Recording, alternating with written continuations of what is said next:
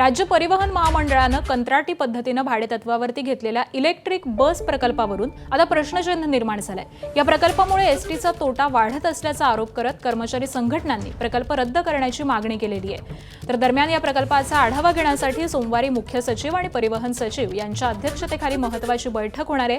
या प्रकल्पामुळे एसटीला प्रति किलोमीटर सुमारे 28 ते 30 रुपयांचा तोटा हा सहन करावा लागत असून हा तोट्याचा प्रकल्प तात्काळ रद्द करावा अशी मागणी महाराष्ट्र एसटी कर्मचारी काँग्रेसचे सरचिटणीस श्रीरंग बर्गे यांनी केली आहे। एसटी महामंडळाकडून आता ईव्ही बसचा जो प्रकल्प होता तो गुंडाळण्याच्या तयारीमध्ये आहे।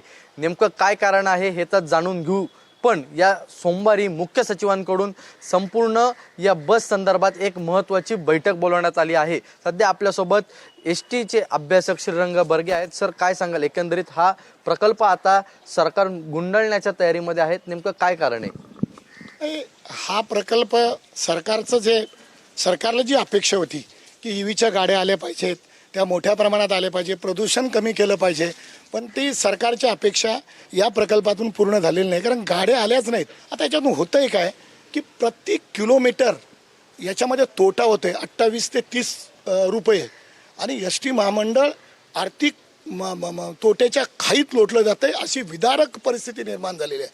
त्याच्यामुळं म्हणजे आमचं एवढंच म्हणणं आहे किंवा एसटी महामंडळाच्या व्यवस्थापनाचंही तेच म्हणणं आहे किंवा आम्ही कर्मचारी संघटना किंवा एसटीचे वेलविशर म्हणून आमचं एवढंच म्हणणं आहे की याचा जो व्हायबिलिटी गॅप फंडिंग आहे तो सरकारने द्यायला पाहिजे।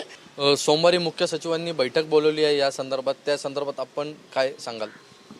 मला असं वाटतंय, माझी मुख्य सचिवांना आपल्या माध्यमातून आणि सरकारला आपल्या माध्यमातून विनंती आहे की तुम्ही बैठका घेऊन काहीही होणार नाही।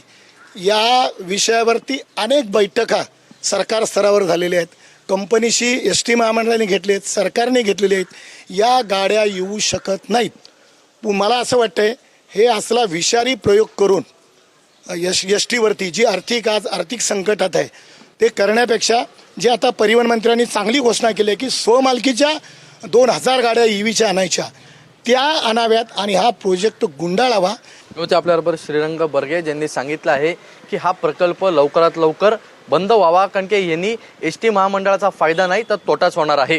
कॅमेरामन विजय देसाईसह ईशान देशमुख, एबीपी माझा, मुंबई।